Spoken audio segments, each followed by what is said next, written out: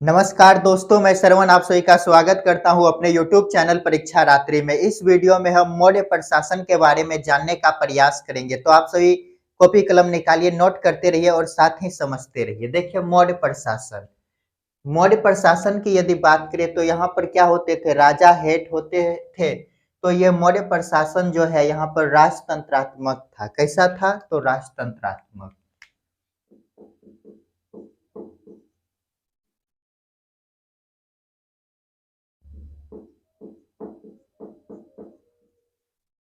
राजतंत्रात्मक अर्थात संपूर्ण शक्ति किसमें निहित था? तो राजा में। संपूर्ण शक्ति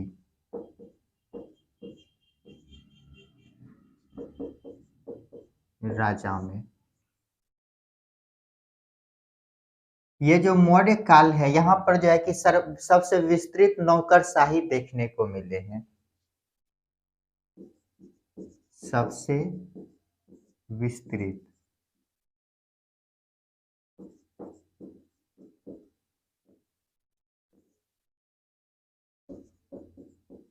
नौकरशाही। नौकरशाही बोले तो अधिकारी। कहाँ पर देखने को मिला है? मौर्य काल में। मौर्य काल में कौटिल्य जो है राज्य के 7 अंग बताए हैं। देखिए कौन कौन है। कौटिल्य राज्य के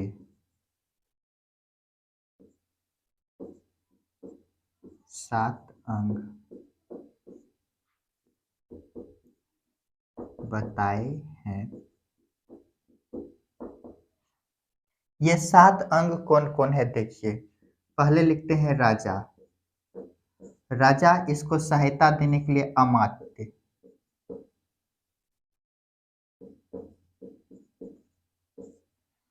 उसके बाद कोष। कोष जहां पर पैसा जमा किया जाता है। राजा को सहायता देने के लिए सेना होना चाहिए, सैन्य।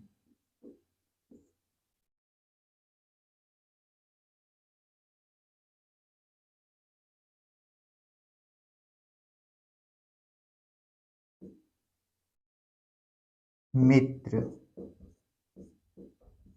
दुर्ग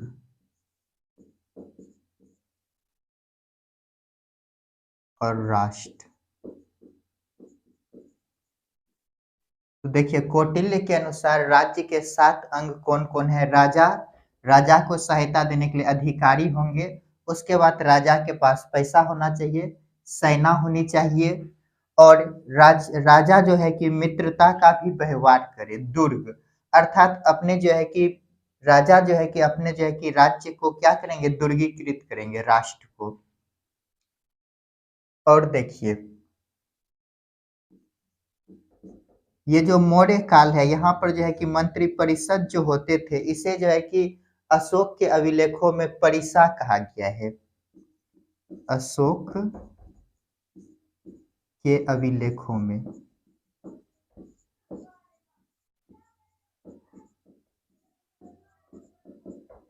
मंत्री परिषद को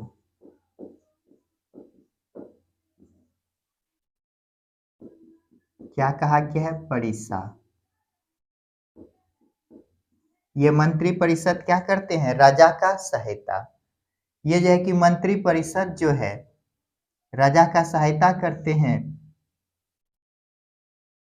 मंत्री परिषद के अधीन, ये जो मंत्री परिषद है इसके अधीन द्वितीय श्रेणी के अध्यक्ष अधिकारी आते थे, तो उनको भी लिखते हैं मंत्री परिषद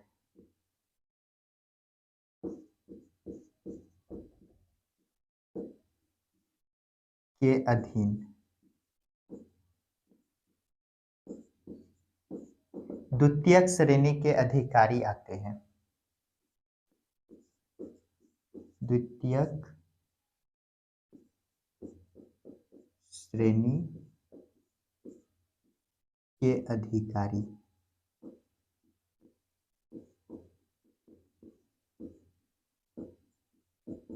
आते थे, जिसे क्या कहा जाता था? अध्यक्ष।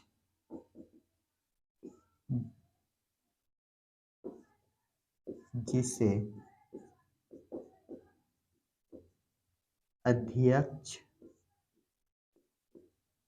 कहा जाता था।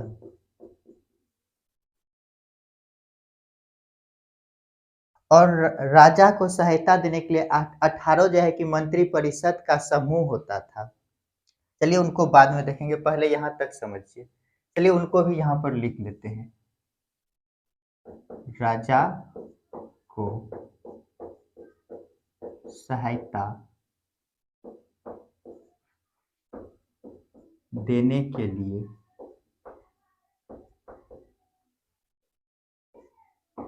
क्या होते थे? 18 अधिकारियों का समूह। 18 अधिकारियों का समूह। ये जो समूह होते थे इसे क्या कहा जाता है? तो तीर्थ। जिसे तीर्थ कहा जाता था। ये जो तीर्थ है इनके अन्य नाम यदि देखें तो महामात्य। अन्य नाम महामात्य। और सबसे प्रमुख तीर्थ यदि देखें तो कौन होता था? पुरोहित।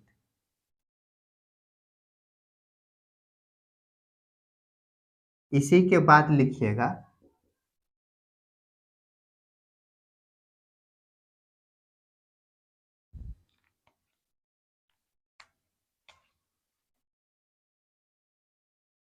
इसके बाद अगला पॉइंट लिखिएगा, सबसे प्रमुख तीर्थ। सबसे प्रमुख तीर्थ कौन होते थे? पुरोहित। तो चलिए यहां तक समझते हैं और आगे देखेंगे। मौर्य प्रशासन को देख रहे हैं, तो मौर्य प्रशासन क्या है, कैसा है? तो राजतंत्रात्मक। राजतंत्रात्मक का मतलब हो गया संपूर्ण शक्ति किसमें निहित होना चाहिए? राजा में। राजा का डिसीजन ही क्या है? कानून है। तो मौर्य प्रशासन कैसा है? राजतंत्रात्मक, अर्थात संपूर्ण शक्ति यहाँ पे किसमें निहित है? तो ये जो राजा है इसमें संपूर्ण शक्ति निहित है। सबसे विस्तृत नौकरशाही की यदि बात करें तो सबसे विस्तृत नौकरशाही कहाँ देखने को मिला है? तो मौर्य काल में। ये जो मौर्य काल है यहाँ पर सर्वाधिक अधिकारी सब देखने को मिले हैं। कौटिल्य जो है राज्य के 7 अंग बताए हैं। राज्य जो होता है उसके 7 अंग कौन कौन है? तो देखिए पहले राजा। राजा को सहायता देने के लिए मंत्री सब होने चाहिए जिसे अमात्य कहा गया है। और राजा के पास ट्रेजरी कोष होनी चाहिए। उसके बाद सेना होना चाहिए, यदि युद्ध करने जाते हैं तो सेना की जरूरत पड़ती है। मित्र अर्थात अपने पड़ोसी मित्र भी होना चाहिए। राजा के क्या होने चाहिए? मित्र, जो कि इसे सहायता दे सके। उसके बाद दुर्ग। राजा जो है कि अपने क्षेत्र को क्या करे? दुर्गीकृत करे, राष्ट्र को। ये राष्ट्र की बात करते हैं। दुर्ग अर्थात राष्ट्र को क्या करेंगे? दुर्गीकृत। अशोक के अभिलेखों में मंत्री परिषद को क्या कहा गया है? परिषा। अशोक के अभिलेखों में मंत्री परिषद को क्या कहा गया है? परिषा। ये जो मंत्री परिषद है इसके अधीन द्वितीयक श्रेणी के अधिकारी आते थे। ये जो द्वितीयक श्रेणी के अधिकारी आते थे इसे क्या कहा गया है? अध्यक्ष। और यहाँ क्या देखे? राजा को सहायता देने के लिए 18 अधिकारियों का समूह होता था जिसे क्या कहा गया है? तो तीर्थ कहा गया है। इसके अन्य नाम क्या है? तो महामात्य। महामात्य है। और सबसे प्रमुख यदि तीर्थ की बात करें तो वो कौन है? तो सबसे प्रमुख तीर्थ पुरोहित हैं। यहाँ तक नोट कीजिए और आगे देखते हैं। तो चलिए इसको मिटाते हैं और आगे देखते हैं।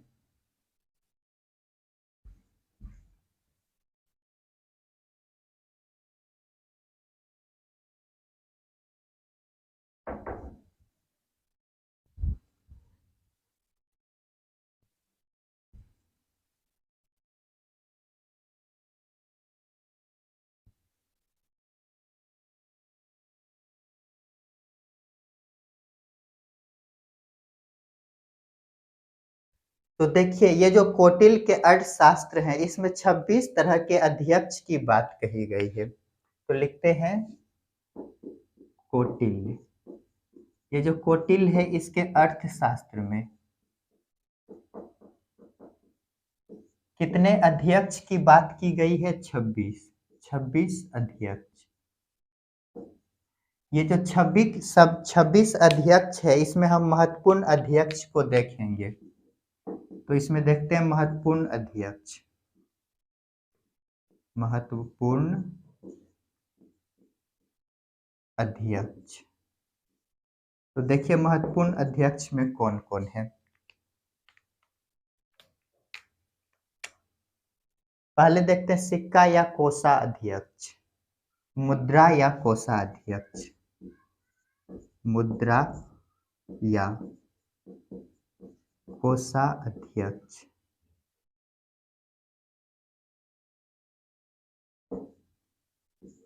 ये क्या करते थे? तो सिक्का जारी करने का काम। सिक्का जारी। उसके बाद देखते हैं पान्याध्यक्ष।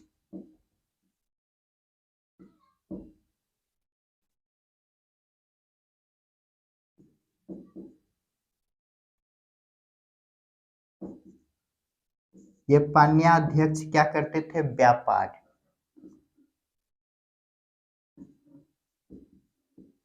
व्यापार का कार्य। उसके बाद सबसे इंपॉर्टेंट लिखते हैं वीवीआई, सीता अध्यक्ष।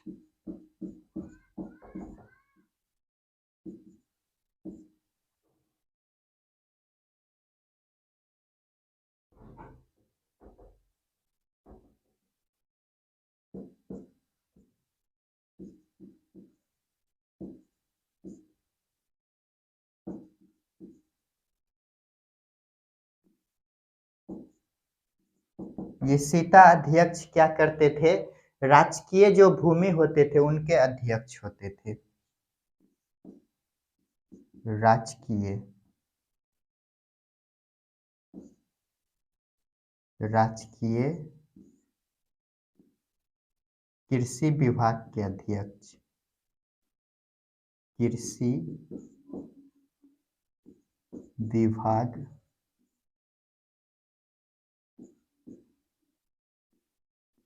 के अध्यक्ष।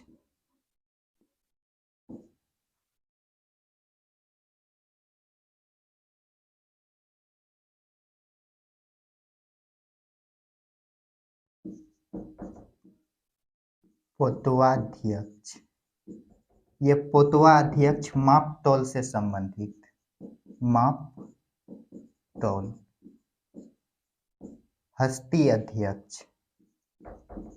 हस्ती अध्यक्ष। ये जो हस्ती अध्यक्ष है ये हाथी का देखभाल करते थे। हाथी का देखभाल। तो देखिए यहां तक क्या देखे, ये जो कौटिल्य है कौटिल्य के अर्थशास्त्र में 26 अध्यक्ष की बात कहे गए हैं। इसमें से हम महत्वपूर्ण अध्यक्ष को देखें। ये महत्वपूर्ण अध्यक्ष कौन कौन है? तो पहला देखे हम मुद्रा या कोसा अध्यक्ष। ये कौन है? मुद्रा या कोसा अध्यक्ष। ये कौन? ये क्या करते थे? सिक्का जारी करने का काम। उसके बाद पान्याध्यक्ष, इसका काम क्या है? व्यापार करना। सीता अध्यक्ष ये क्या करते थे? तो राजकीय कृषि विभाग का अध्यक्ष होता था। ये सीता भूमि भी, इस सीता भूमि किसे कहा गया है? जो राजा के अंदर होते थे भूमि। अगला देखते हैं पोतवा अध्यक्ष। ये काम क्या करते थे? माप तौल।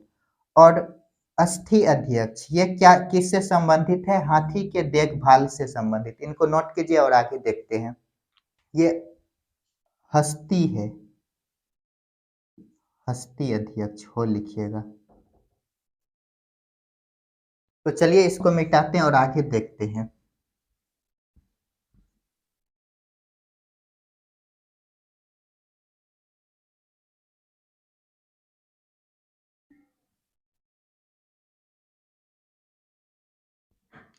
अब हम प्रांत की बात करते हैं। मौर्य साम्राज्य में प्रांत,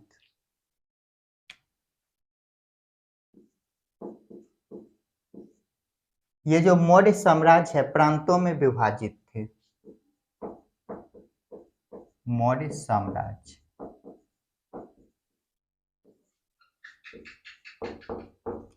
प्रांतों में विभाजित थे।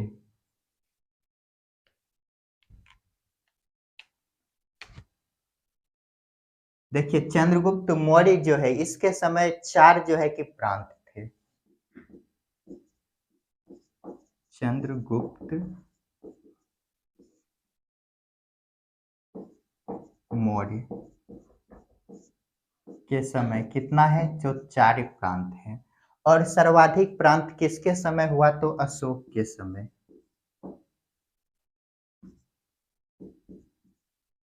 अशोक के समय 5 हो गया। इन्होंने किसको जीता, तो कलिंग को, जिसके कारण कितने हो गए, 5। तो देखते हैं प्रांत और उसके राजधानी।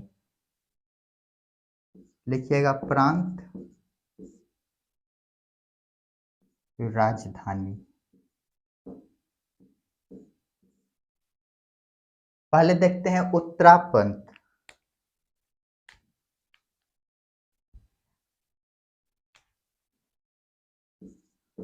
उत्तरापथ, इसकी यदि राजधानी देखें तक्षशिला। तक्षशिला।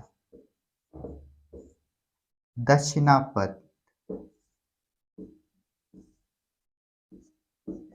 दक्षिणापथ, इसकी राजधानी है सौवर्णगिरी।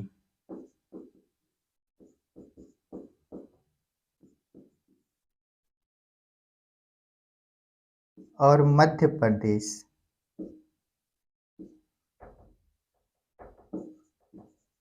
मध्य प्रदेश,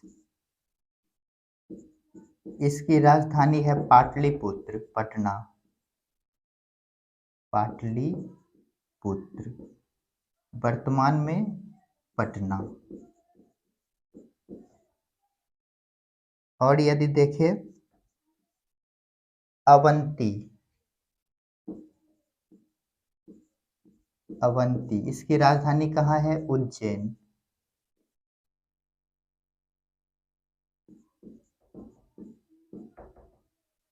और लास्टली यदि देखें तो कलिंग।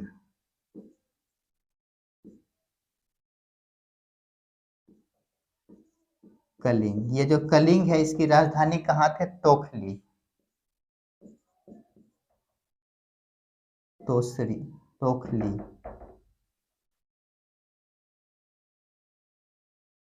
तोसली। तो देखिए क्या देखे हम, ये जो मौर्य साम्राज्य है ये कैसे थे, तो प्रांतों में विभाजित था। क्या है ये, प्रांतों में विभाजित थे। तो चंद्रगुप्त मौर्य के यदि बात करें तो इसके समय 4 ही प्रांत थे और अशोक के समय सर्वाधिक हो गया 5। किसके समय सर्वाधिक हो गया, तो अशोक के समय सर्वाधिक प्रांत। किसके समय अधिक हो गया, तो अशोक के समय। इन्होंने किसको अंतिम में जीता, तो कलिंग को, जिसके कारण इसके पास 5 हो गए। तो देखिए हम यहाँ पे देख रहे हैं प्रांत और उसकी राजधानी। और यदि देखें हम उत्तरापथ, उत्तरापथ की राजधानी कहाँ है, तक्षशिला। और दक्षिणापथ की राजधानी सौवर्णगिरी। और मध्य प्रदेश की राजधानी पाटलिपुत्र, वर्तमान में पटना। और अवंती, इसकी राजधानी उज्जैन। और अंतिम में कलिंग को जो जीता इसकी राजधानी तोसली। जल्दी से इनको नोट कीजिए। तो दोस्तों आज के लिए इतना ही, मिलते नेक्स्ट क्लास में जिसमें हम इससे आगे जानने का प्रयास करेंगे। तो आप सभी खुश रहिए, पढ़ते रहिए, अपने माता पिता का सम्मान कीजिए। और यदि मेरा वीडियो पसंद आता है तो लाइक शेयर कमेंट और साथ ही सब्सक्राइब कीजिए। मिलते नेक्स्ट क्लास में।